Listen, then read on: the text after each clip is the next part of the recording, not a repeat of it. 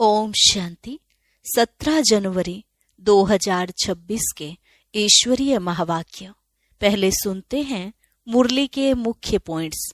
बाबा ने कहा, तुम भारतवासी ही स्वर्गवासी थे, फिर 84 जन्मों की सीढ़ी नीचे उतरे हो। यह तुम्हारे बहुत जन्मों के अंत का जन्म है। तो अब अपने को आत्मा निश्चय कर मामेकम याद करो। पहले पहले तो आत्म अभिमानी बनना पड़े। फिर बाबा ने कहा, तुम देवताओं जैसा धनवान, एवर हैप्पी, एवर हेल्दी और वेल्दी कोई हो नहीं सकता। ऐसे सचखंड की स्थापना करने वाला एक सच्चा बाबा ही है। नरकवासी को स्वर्गवासी बनाना या भ्रष्टाचारियों को श्रेष्ठाचारी देवता बनाना, यह तो बाप का ही काम है ना। लास्ट में बाबा ने कहा, अभी सबकी वानप्रस्थ अवस्था है, तो देह के सब संबंधों को छोड़ सिर्फ बाप को और राजाई को याद करना है। एक सतगुरु बिगर सर्व का सदगति दाता और कोई हो नहीं सकता। और अब सुनते हैं महावाक्यों को विस्तार से। मुरली का सार। मीठे बच्चे, जब यह भारत स्वर्ग था तब तुम घोर सोजरे में थे। अभी अंधियारा है, फिर सोजरे में चलो। प्रश्न, बाप अपने बच्चों को कौन सी एक कहानी सुनाने आए हैं? उत्तर, बाबा कहते, मीठे बच्चे, मैं तुम्हें 84 जन्मों की कहानी सुनाता हूँ। तुम जब पहले पहले जन्म में थे तो एक ही दैवी धर्म था। फिर तुमने ही 2 युग के बाद बड़े बड़े मंदिर बनाए हैं, भक्ति शुरू की है। अभी तुम्हारा यह अंत के भी अंत का जन्म है। तुमने पुकारा, दुख हरता सुख करता आओ, अब मैं आया हूँ। गीत, आज अंधेरे में है इंसान। ओम शांति। तुम बच्चे जानते हो, अभी यह कलयुगी दुनिया है, सब अंधियारे में है। पहले सोजरे में थे, जबकि भारत स्वर्ग था। यही भारतवासी जो अभी अपने को हिंदू कहलाते हैं, यह असल देवी देवताएं थे। भारत में स्वर्गवासी थे जब और कोई धर्म नहीं था, एक ही धर्म था। स्वर्ग, वैकुंठ, बहिस, हेवन, ये सब इस भारत के नाम थे। भारत पवित्र और प्राचीन धनवान था। अभी तो भारत कंगाल है, क्योंकि अभी कलयुग है। तुम जानते हो हम अंधियारे में हैं। जब स्वर्ग में थे तो सोजरे में थे। स्वर्ग के राज राजेश्वर, राज राजेश्वरी श्री लक्ष्मी नारायण थे। उसको सुख धाम कहा जाता है। बाप से ही तुमको स्वर्ग का वर्षा लेना है, जिसको जीवन मुक्ति कहा जाता है। अभी तो सब जीवन बंद में है। खास भारत और आम दुनिया रावण की जेल में, शोक वाटिका में है। वह तो सब है दंत कथाएं, गीता है मुख्य, सर्वशास्त्रमयी शिरोमणि श्रीमत अर्थात भगवान की सुनाई हुई है। भारत में मनुष्य तो कोई की सदगति कर नहीं सकते। सतयुग में थे जीवन मुक्त देवी देवताएं, जिन्होंने यह वर्षा कलयुग अंत में पाया था। भारतवासियों को यह पता नहीं है, न कोई शास्त्रों में है। शास्त्रों में है भक्ति मार्ग का ज्ञान। सदगति मार्ग का ज्ञान मनुष्य मात्र में बिल्कुल है नहीं। सब भक्ति सिखलाने वाले हैं। कहेंगे शास्त्र पढ़ो, दान पुण्य करो। यह भक्ति द्वापर से चली आती है। सतयुग और त्रेता में है ज्ञान की प्रालब्ध। ऐसे नहीं कि वहां भी यह ज्ञान चलता आता है। यह जो वर्षा भारत को था, वह बाप से संगम युग पर ही मिला था, जो फिर अभी तुमको मिल रहा है। भारतवासी जब नरकवासी बेहद दुखी बन जाते हैं, तब पुकारते हैं, हे पतित पावन, दुख हरता सुख करता। किसका? सर्व का। क्योंकि भारत खास, दुनिया आम, सब में 5 विकार हैं। बाप है पतित पावन। बाप कहते हैं, मैं कल्प कल्प कल्प के संगम पर आता हूँ, सर्व का सदगति दाता बनता हूँ। अहिल्याएं, गणिकाएं और जो गुरु लोग हैं, उन सब का उद्धार मुझे ही करना पड़ता है, क्योंकि यह तो है ही पतित दुनिया। पावन दुनिया सतयुग को कहा जाता है। भारत में इन लक्ष्मी नारायण का राज्य था। भारतवासी यह नहीं जानते कि यह स्वर्ग के मालिक थे। पतित खंड माना झूठ खंड, पावन खंड माना सच खंड। भारत पावन खंड था। यह भारत है अविनाशी खंड, जो कभी विनाश नहीं होता है। जब इनका लक्ष्मी नारायण का राज्य था तो और कोई खंड थे नहीं, वह सभी बाद में आते हैं। मनुष्यों ने तो कल्प लाखों वर्ष का लिख दिया है। बाप कहते हैं कल्प की आयु 5000 वर्ष है। वह फिर कह देते मनुष्य 84 लाख जन्म लेते हैं। मनुष्य को कुत्ता, बिल्ली, गधा आदि सब बना दिया है, परंतु कुत्ते बिल्ली का जन्म अलग है। 84 लाख वैरायटी है। मनुष्यों की तो वैरायटी एक ही है, उनके ही 84 जन्म हैं। बाप कहते हैं भारतवासी अपने धर्म को ड्रामा प्लान अनुसार भूल गए हैं। कलयुग अंत में बिल्कुल ही पतित बन पड़े हैं। फिर बाप संगम पर आकर पावन बनाते हैं। इसको कहा जाता है दुख धाम। फिर भारत सुख धाम होगा। बाप कहते हैं हे बच्चों, तुम भारतवासी स्वर्गवासी थे, फिर तुम 84 जन्मों की सीढ़ी उतरते हो। सतो से रजो तमो में जरूर आना है। तुम देवताओं जैसा धनवान, ever happy, ever healthy wealthy कोई नहीं होता। भारत कितना साहूकार था। हीरे जवाहरात तो पत्थरों में सल थे। 2 युग बाद भक्ति मार्ग में इतने बड़े बड़े मंदिर बनाते हैं। वह भी कितने भारी मंदिर बनाए हैं। सोमनाथ का मंदिर बड़े से बड़ा था। सिर्फ एक मंदिर तो नहीं होगा ना, और भी राजाओं के मंदिर थे। कितना लूट कर ले गए हैं। बाप तुम बच्चों को स्मृति दिलाते हैं। तुमको कितना साहूकार बनाया था। तुम सर्वगुण संपन्न, 16 कला संपूर्ण थे, यथा महाराजा महारानी। उन्हों को भगवान भगवती भी कह सकते हैं, परंतु बाप ने समझाया है भगवान एक है, वह बाप है। सिर्फ ईश्वर व प्रभु कहने से भी याद नहीं आता कि वह सभी आत्माओं का बाप है। बाप कहानी बैठ सुनाते हैं। अभी तुम्हारे बहुत जन्मों के अंत का जन्म है। एक की बात नहीं है, न कोई युद्ध का मैदान आदि है। भारतवासी यह भूल गए हैं कि उन्हों का राज्य था। सतयुग की आयु लंबी कर देने से बहुत दूर ले गए हैं। बाप आकर समझाते हैं मनुष्य को भगवान नहीं कह सकते। मनुष्य किसी की सदगति नहीं कर सकते। कहावत है सर्व का सदगति दाता, पतितों का पावन करता एक है। एक ही सच्चा बाबा है जो सचखंड की स्थापना करने वाला है। पूजा भी करते हैं, परंतु भक्ति मार्ग में तुम जिसकी पूजा करते आए हो, एक की भी बायोग्राफी को नहीं जानते। इसलिए बाप समझाते हैं तुम शिव जयंती तो मनाते हो ना। बाप है नई दुनिया का रचयिता, हेवनली गॉड फादर, बेहद सुख देने वाला। सतयुग में बहुत सुख था, वह कैसे और किसने स्थापन किया, यह बाप ही बैठ समझाते हैं। नरकवासी को आकर स्वर्गवासी बनाना या भ्रष्टाचारियों को श्रेष्ठाचारी देवता बनाना, यह तो बाप का ही काम है। बाप कहते हैं मैं तुम बच्चों को पावन बनाता हूँ, तुम स्वर्ग के मालिक बनते हो। तुमको पतित कौन बनाते हैं? यह रावण। मनुष्य कह देते दुख भी ईश्वर ही देते हैं। बाप कहते हैं मैं तो सभी को इतना सुख देता हूँ जो फिर आधा कल्प तुम बाप का सिमरन नहीं करेंगे। फिर जब रावण राज्य होता है तो सबकी पूजा करने लग पड़ते हैं।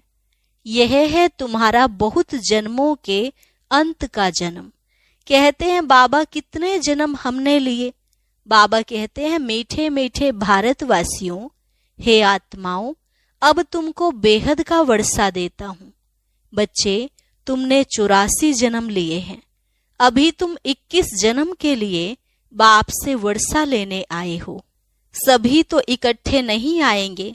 तुम ही सतयुग का सूर्यवंशी पद फिर से लेते हो, अर्थात सच्चे सत्य बाबा से, सत्य नर से नारायण बनने का ज्ञान सुनते हो। यह है ज्ञान, वह है भक्ति। शास्त्र आदि सब है भक्ति मार्ग के लिए, वह ज्ञान मार्ग के लिए नहीं है। यह है स्पिरिचुअल रूहानी नॉलेज। सुप्रीम रूह बैठ नॉलेज देते हैं। बच्चों को देही अभिमानी बनना पड़े, अपने को आत्मा निश्चय कर मामे कम याद करो। बाप समझाते हैं आत्मा में ही अच्छे व बुरे संस्कार होते हैं, जिस अनुसार ही मनुष्य को अच्छा व बुरा जन्म मिलता है।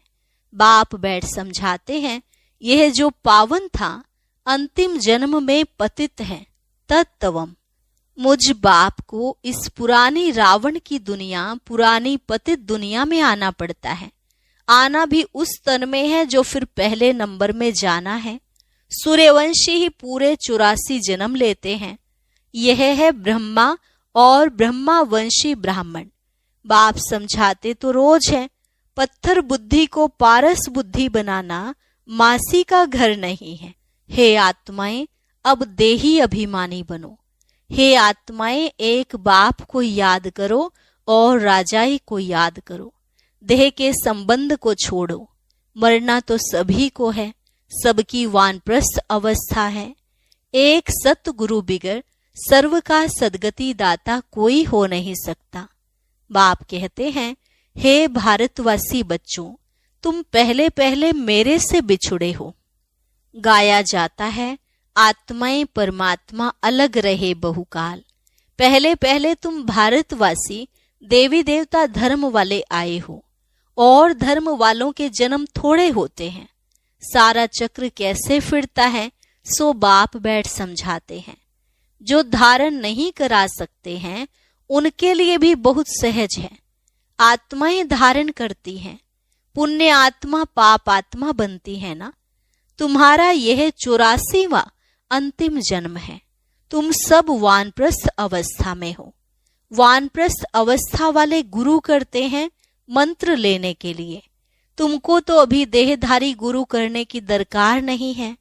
तुम सबका मैं बाप, टीचर, गुरु हूं। मुझे कहते भी हो, हे पतित पावन शिव बाबा, अभी स्मृति आई है। सब आत्माओं का बाप है। आत्मा सत्य है, चैतन्य है, क्योंकि अमर है। सभी आत्माओं में पार्ट भरा हुआ है। बाप भी सत्य चैतन्य है। वह मनुष्य सृष्टि का बीज रूप होने कारण कहते हैं मैं सारे झाड़ के आदि मध्य अंत को जानता हूं, इसलिए मुझे नॉलेजफुल कहा जाता है। तुमको भी सारी नॉलेज है। बीज से झाड़ कैसे निकलता है? झाड़ बढ़ने में टाइम लगता है ना। बाप कहते हैं मैं बीज रूप हूं। अंत में सारा झाड़ जड़जड़ीभूत अवस्था को पा लेता है। अभी देखो, देवी देवता धर्म का फाउंडेशन है नहीं, प्रायः गुम है। जब देवता धर्म गुम हो जाता है तब बाप को आना पड़ता है। एक धर्म की स्थापना कर बाकी सबका विनाश करा देते हैं। प्रजापिता ब्रह्मा द्वारा बाप स्थापना करा रहे हैं आदि सनातन देवी देवता धर्म की। यह भी सारा ड्रामा बना हुआ है। इनकी एंड होती नहीं। बाप आते हैं अंत में, जबकि सृष्टि के आदि मध्य अंत का नॉलेज सुनाना है तो जरूर संगम पर आएंगे। तुम्हारा एक बाप है। आत्माएं सभी ब्रदर्स हैं, मूल वतन में रहने वाली। उस एक बाप को सब याद करते हैं। दुख में सिमरन सब करें। रावण राज्य में दुख है ना, यहाँ सिमरन करते हैं तो बाप सबका सदगति दाता एक है, उनकी ही महिमा है। बाप नहीं आए तो भारत को स्वर्ग कौन बनाए? इस्लामी आदि जो भी हैं सब इस समय तमो प्रधान हैं। सबको पुनर्जन्म तो जरूर लेना है। अभी पुनर्जन्म मिलता है नरक में, ऐसे नहीं कि स्वर्ग में चले जाते हैं। जैसे हिंदू लोग कहते हैं स्वर्गवासी हुआ, तो जरूर नरक में था ना, अभी स्वर्ग में गया। तुम्हारे मुख में गुलाब, स्वर्गवासी हुआ, फिर नरक के आसुरी वैभव तुम उनको क्यों खिलाते हो? बंगाल में मछलियां आदि भी खिलाते हैं। अरे उनको इन सब खाने की दरकार ही क्या है। कहते हैं फलाना पार निर्वाण गया। बाप कहते हैं ये सब गपोड़े हैं, वापिस कोई भी जा नहीं सकते, जबकि पहले नंबर वालों को ही 84 जन्म लेने पड़ते हैं। बाप समझाते हैं इसमें कोई तकलीफ नहीं है। भक्ति मार्ग में कितनी तकलीफ है। राम राम जपते रोमांच खड़े हो जाते, वह सब है भक्ति मार्ग। यह सूर्य चांद भी तुम जानते हो कि रोशनी करने वाले हैं, यह कोई देवताएं थोड़े ही हैं। वास्तव में ज्ञान सूर्य, ज्ञान चंद्रमा और ज्ञान सितारे हैं, उन्हों की महिमा है। वह फिर कह देते सूर्य देवताए नमः, उनको देवता समझ पानी देते हैं। तो बाप समझाते हैं यह सब है भक्ति मार्ग, जो फिर भी होगा। पहले होती है अव्यभिचारी भक्ति, एक शिव बाबा की, फिर देवताओं की, फिर उतरते उतरते अभी तो देखो टिवाटे पर जहाँ 3 रास्ते मिलते हैं, वहां भी मिट्टी का दीवा जगाए तेल आदि डाल उनकी भी पूजा करते हैं। तत्वों की भी पूजा करते हैं, मनुष्यों के भी चित्र बनाए पूजते हैं। अब इनसे प्राप्ति तो कुछ भी नहीं होती। इन बातों को तुम बच्चे ही समझते हो। अच्छा, मीठे मीठे सिकिलधे बच्चों प्रति माता पिता बाप दादा का याद प्यार और गुड मॉर्निंग। रूहानी बाप की रूहानी बच्चों को नमस्ते। रूहानी बच्चों की रूहानी बाप दादा को नमस्ते नमस्ते, गुड मॉर्निंग। शुक्रिया बाबा, शुक्रिया। धारणा के लिए मुख्य सार। पहली पॉइंट, आत्मा से बुरे संस्कारों को निकालने के लिए देही अभिमानी रहने का अभ्यास करना है। यह अंतिम 84वां जन्म है, वानप्रस्थ अवस्था है, इसलिए पुण्य आत्मा बनने की मेहनत करनी है।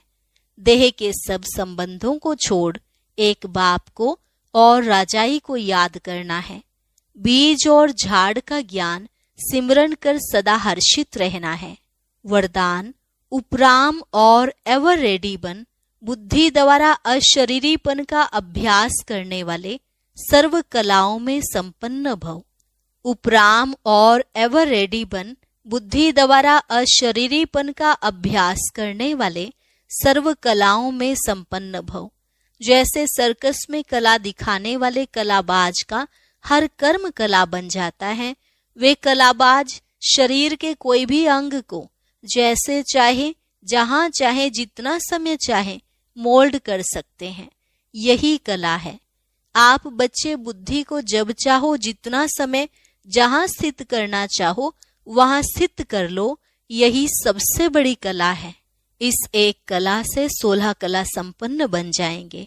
इसके लिए ऐसे उपराम और एवर रेडी बनो जो ऑर्डर प्रमाण 1 सेकंड में अशरीरी बन जाओ, युद्ध में समय ना जाए। स्लोगन, सरलता और सहनशीलता के गुण को धारण करने वाले ही सच्चे स्नेही और सहयोगी हैं। सरलता और सहनशीलता के गुण को धारण करने वाले ही सच्चे स्नेही और सहयोगी हैं। अव्यक्त इशारे, इस अव्यक्ति मास में बंधन मुक्त रहे जीवन मुक्त स्थिति का अनुभव करो। जो परमात्म ज्ञानी बच्चे हैं उन्हें ज्ञान का फल, मुक्ति और जीवन मुक्ति का वर्षा संगम पर ही प्राप्त होता है। ज्ञान अर्थात समझ, समझदार हर कर्म करते हुए सदा स्वयं को बंधन मुक्त, सर्व आकर्षणों से मुक्त बनाने की समझ रखता है। उनके हर संकल्प, बोल, कर्म, संबंध और संपर्क में मुक्ति, जीवन मुक्ति की स्टेज रहती है, जिसको न्यारा और प्यारा कहते हैं। अच्छा, और अभी सुनते